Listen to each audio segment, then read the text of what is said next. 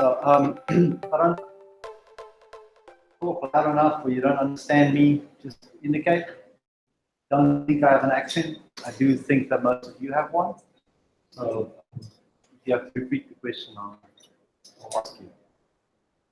I'm doing a presentation, but I'm also, it's a participative thing, and I want you guys to ask questions and be a part of the conversation, not presentation necessarily. What I thought about talking about is a little bit of my experiences about leadership and a few tools and thoughts on what is leadership and what it's not. And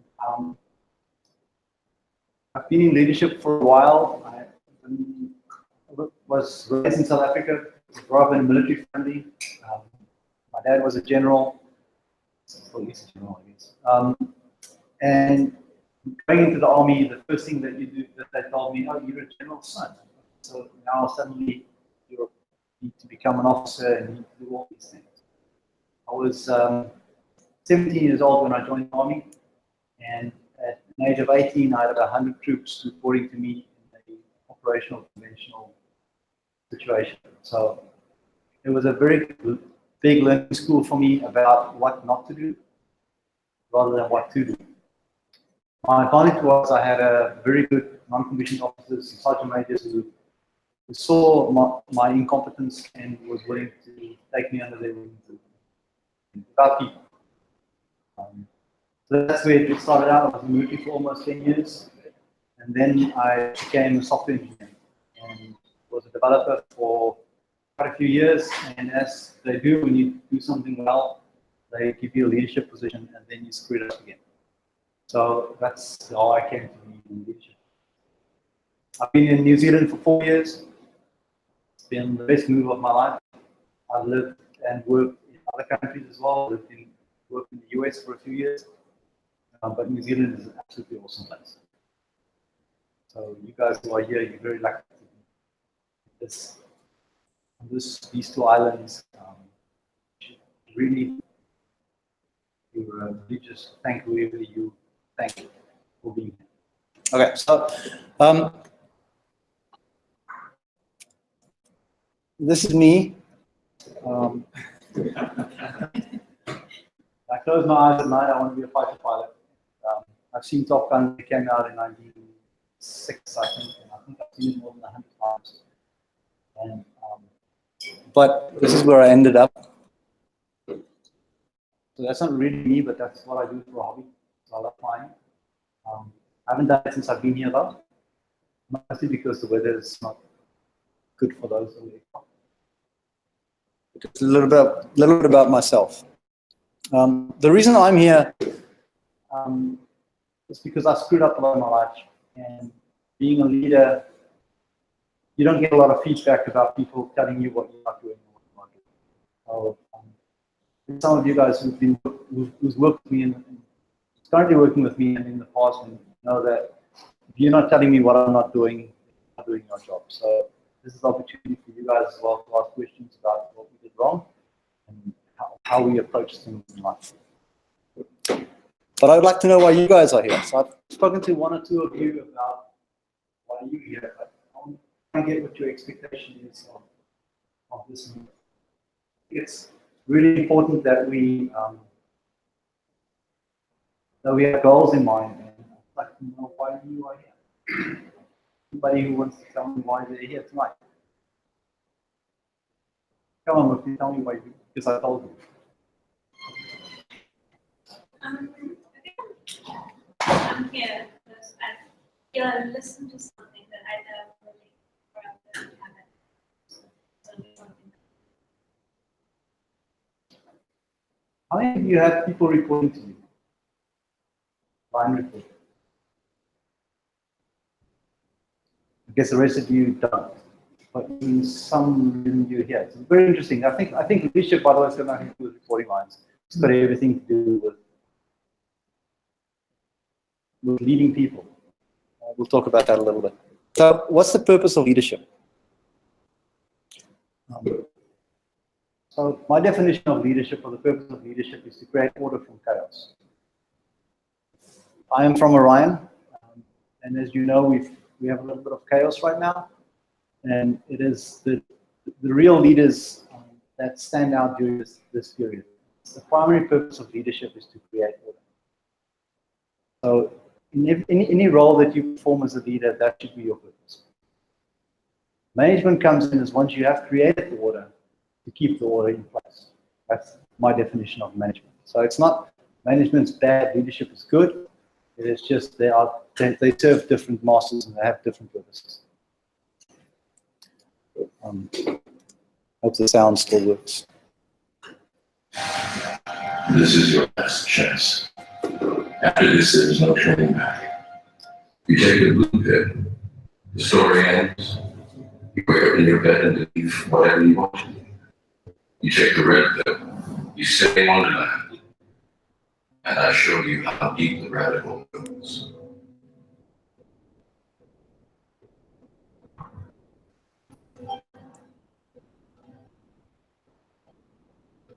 Remember, all I'm offering is the truth, nothing more. So who could tell me what that movie is up from? You can't. Who has not seen The Matrix? Okay, good. So the whole story about leadership is once you start becoming aware of it, you can never go back. It's really important that once you are thrust into that area that you keep on learning. Don't keep on learning, you will die. So what I'm sharing with you tonight is just a couple of thoughts about what leaders need to do. So the first thing is, you need to be a critical thinker. You need to test everything. Everything that people tell you about the way of work, you need to test. Everybody in the software industry, sorry, who's not in the software industry? You're not in the software. What industry are you in? Used to be a civil engineer. Civil engineer. Not Still build stuff. We're very much into agile, and everybody believes the agile methodologies and want to get follow that. I'm asking you guys to be really critical about what you believe and what you don't believe. Agile. Think about what's the purpose of what you're trying to achieve. I think critical thinking is the most important trait of a leader. You need to think where other people don't think. You need to question things, but you need to do it in such a way that does not offend people. Sometimes you need to offend people if that's the purpose that you want to achieve, but you should do it in such a way that you achieve your goal. Leadership is purpose-driven. So everything is about purpose. To give you an example, I'm a shy introvert. I have a speech impediment. I stutter, and if I say I stutter, I stutter. But I had to work very hard because it doesn't serve the purpose. The purpose of me being here is to do a speech, so having a speech impediment doesn't help. Being shy does not help either. So don't be shy. Get out there and do what you need to do. And think about the messages that you want to get across to your people. Evaluate the processes. Think critically. Question everything.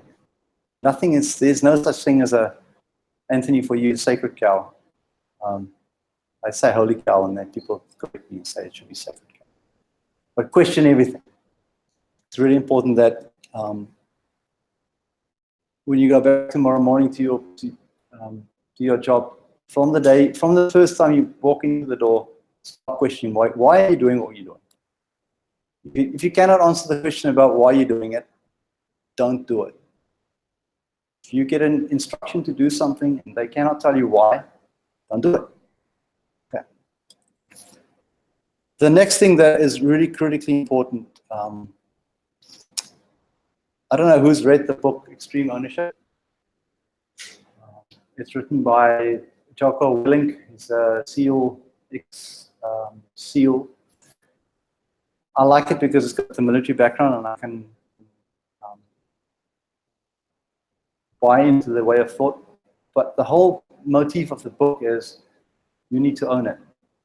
So I'll give you an example. Right now at Orion, like I said, going through some interesting times. And I up until recently, I thought that our management was doing it wrong. And then I read the book, and my mind changed a little bit. It's not they doing it wrong, it's that I'm doing it wrong. So extreme ownership implies that you need to take ownership of whatever it is that you have been tasked with or is within your remit. And owning it means owning it. So anybody to blame, that's you. Leadership don't take credit. They give credit. We take the blame. That's what we do. And owning it and making sure that whatever you have to do is no, the buck stops with you always. There's nowhere high, never should go higher than you.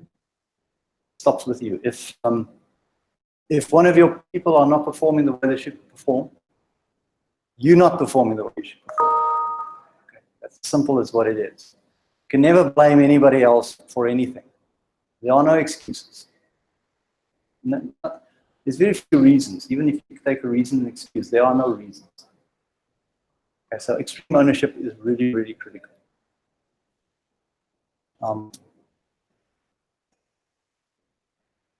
With Agile, you always have three, it's changed a lot, but you've got basically three different parties involved with Agile. You've got your product owner, you've got, call it Scrum, right? The product owner, your team, and Scrum Master. And when I say product owner, I mean your stakeholders as well. The problem I have with this is when it comes to the team. Because if you take extreme ownership as a principle, and how does the team take ownership? Because ownership is not a group thing. It's an individual thing. So that's one of the things about Agile that you just need to question and say, well, who's accountable? Okay, so leadership is also not a democracy. Okay. It is because you take ownership and accountability, it's not a democracy. The decision is with you. How you get to the position to make a decision, that might be a collaborative process, or you might even get people to vote on what you need to do. But once you need to make the decision is yours, and then you own it. You've got to live it. So leadership is not a democracy. People talk a lot about what's your leadership style, and then people say, I'm a participative manager, or I'm a laissez-faire manager, or whatever. And I think a true leader has got different leadership styles. It's the purpose and that specific period in time requires you to be, that's what you need to be. Sometimes you need to have difficult conversations and make hard decisions. And sometimes you can get other people to make those decisions for you. But once again, it's not, this is a capitalistic system. So money talks in the end, and you need to be profitable, and you need to, well, mostly need to be profitable. So you need to take accountability of that.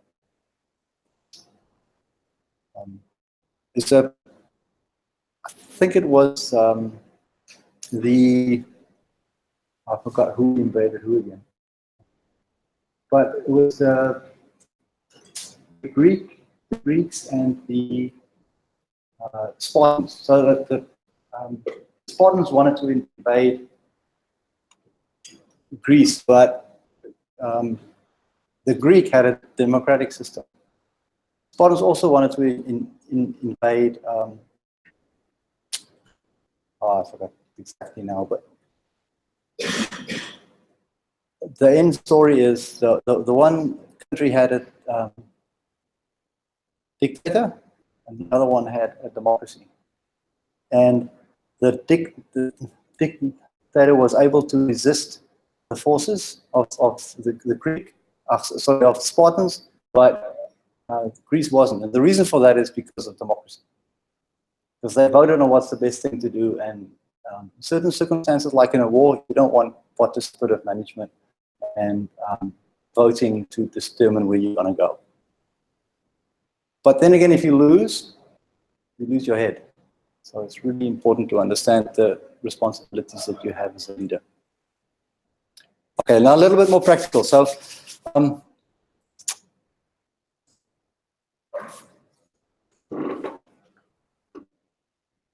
as a leader, you need to observe. Okay? So tomorrow morning when you walk into the office, look at people. Look at what they're wearing. Figure out if that's the same clothes that they wore yesterday. Look at whether they're smiling. What are they talking about? Have no actions on it, but just note it. Observe. See what they're doing. Because in the end, the more you observe, the more information you'll have to make better decisions. So if they are, especially in the software industry, people tend to work too long hours. It's your job to make sure that they don't, by the way. It's 8 hours for work and 8 hours for play and 8 hours for sleep. Keep it that way. But you need to look at your people. You need to look at their environment. Why are the people doing what they're doing? In my environment, I have a new team right now that I've got no idea what they do. So most of my day is actually just sitting down and watching them and figuring out why they do the things that they do so that we can help them achieve their goals. So observing is really, really critical. On the same trait of observing is you got to look to see. So you should remember the picture of the microlights. Before you go fly, you need to do a pre-flight inspection. You've got a checklist of things that you go through every time before you fly. The first time that you do it, you've got the checklist and you check everything. Very thoroughly, because you know if you miss something and you're up in the air and that wing decides to not be a wing anymore but a brick, it's not, the consequences are not good. So you kind of know what you need to do. But the 100th time that you do the pre-flight inspection, what do? So what my instructor did, he removed one of the split pins that holds the wing to the frame. They call it the Jesus bolt. So if it's not there, you're going to meet your maker pretty quickly. And he removed it. It's a pretty big thing. And I went through my pre-flight check, and I got into the airplane, started it up, and he stopped me. And he said, "You got to look to see." And it's kind of stuck with me. And I think in leadership as well. Don't just observe, look to see. It's a different thing about just looking at what people do rather than looking at to see what they are doing. It's a different focus. Okay, the next few things I'm just quickly going to chat about is stuff that you must, behaviors that you must have as a leader, as a person actually, as a human. The first one is reflection. As a person, you rarely get feedback about what you do well and what you don't do well. And you are probably best informed to give you that feedback. So I don't know if you guys do journaling or reflection. Does any of you guys do that?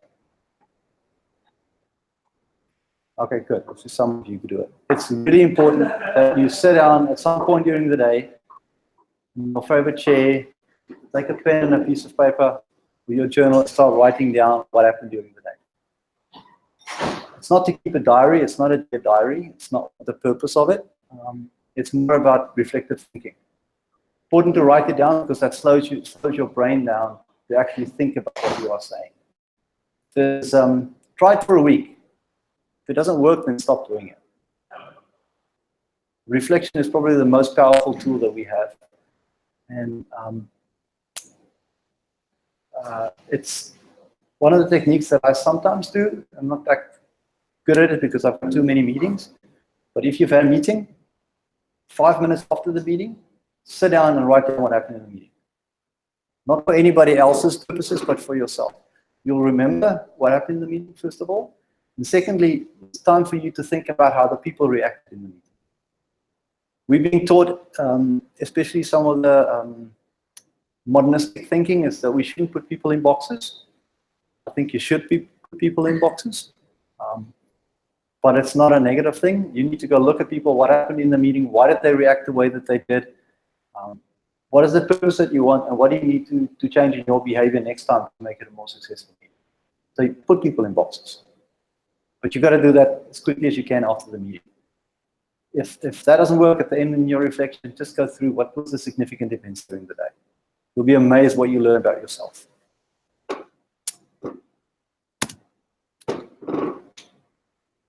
The next thing is you must have a master. So if you don't have a mentor or a coach, get one.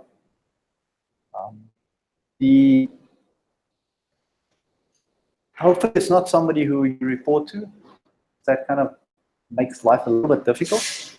But just somebody else who you can talk to about what you reflected on, who's objective and who can give you advice or feedback about how they would have done it.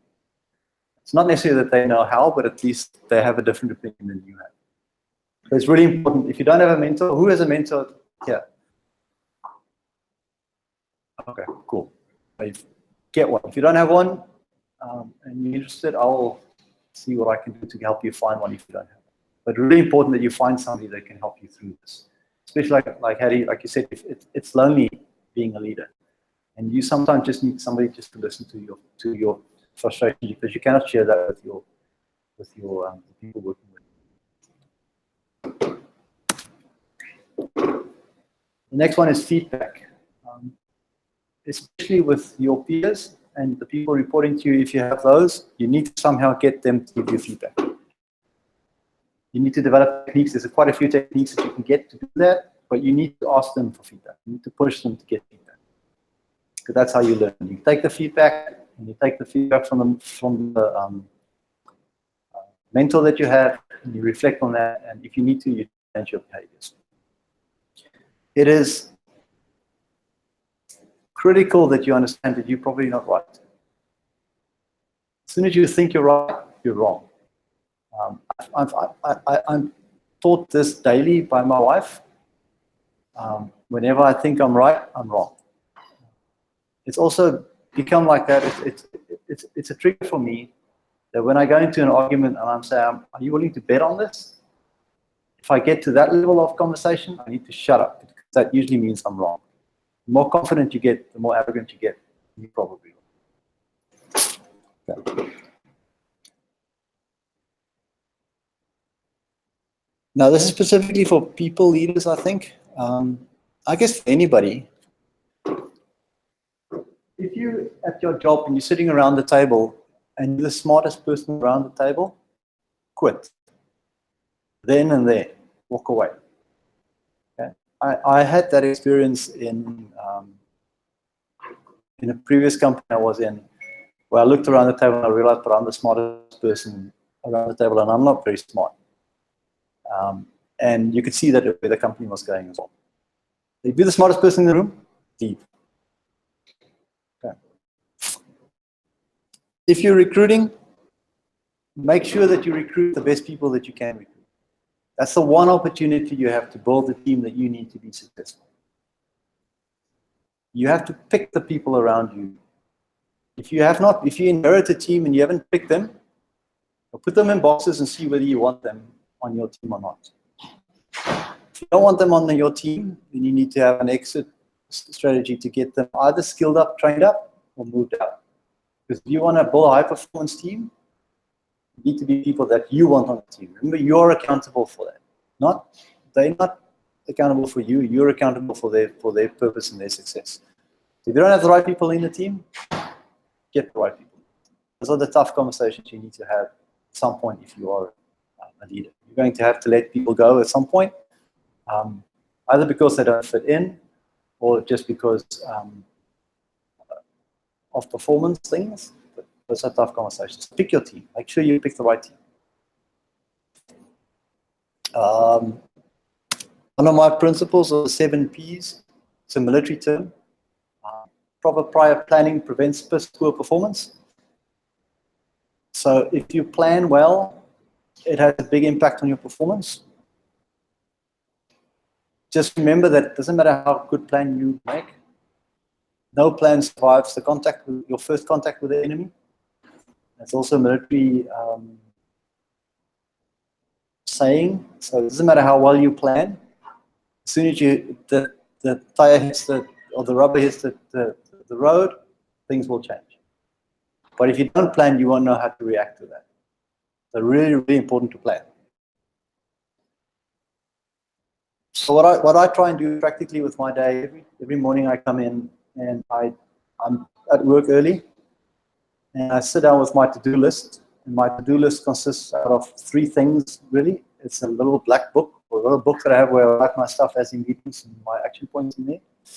I have Trello with my different columns, which works pretty well for my to-do list. And there's different columns. One is to do, and then the other one is to do today, the things I have to do today.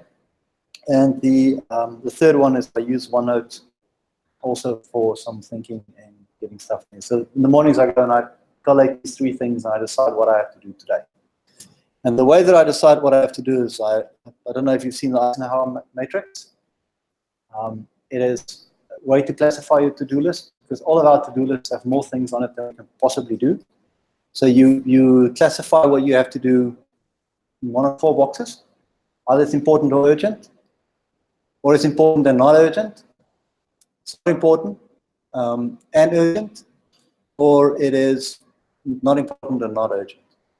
So if you classify all your to-dos into that list, then you pretty quickly know what are the things that you have to get done.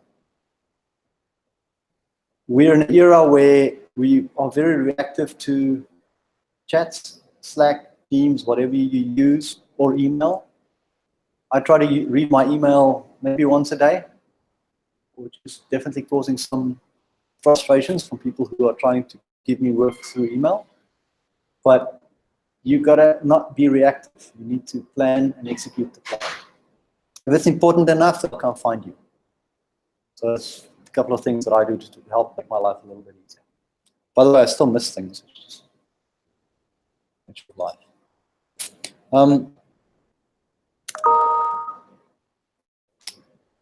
You guys know the RACI model? Responsibility, accountability, consulted, and informed. So every task that you do, make sure that you know who's accountable for it, who's responsible for doing it. Usually not the same person, could be the same person, but usually not. Who should be consulted and who should be informed. And once you know that, you can pretty much understand who should be a part of that process or not. So if somebody who's a FYI on the process tries to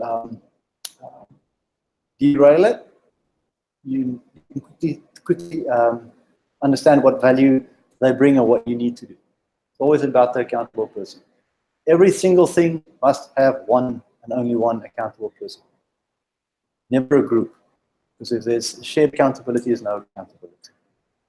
My view. Remember, I'm always right. Okay, almost there. Then the next thing is you need to have a dashboard.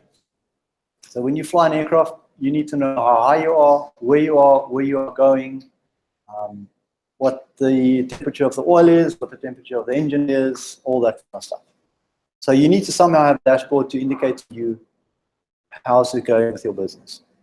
You get what you measure. So this is an example. I'm a parent, and I tell my kids it's really, really important for me that you do your best. But when they walk in the door, I ask them, so what mark did you get? So be careful what questions you ask, that it doesn't contradict what you are expecting them to do. So as leaders, a lot of our measures are questions that we ask. Make sure you ask the right questions. Make sure that you measure what you can measure, because what you will measure, you will get. So if it's important for you as a call center to answer calls quickly, you will measure the amount of time it takes for a call to be answered.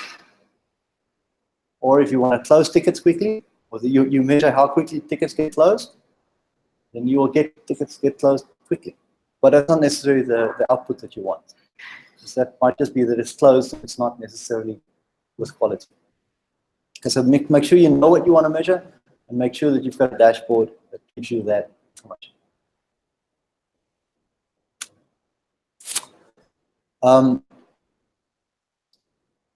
The price that you pay for being right is always with relationship. It's very important. As leaders, we don't need to convince anybody that we're right. We need to preserve the relationship. That's what's key. Two people can both be right and both be wrong at the same time. You've got to understand there's different contexts, different perspectives. People don't agree with you, that's okay. Preserve the relationship. not to be right. Because like I told you earlier, as soon as I know I'm right, I'm wrong.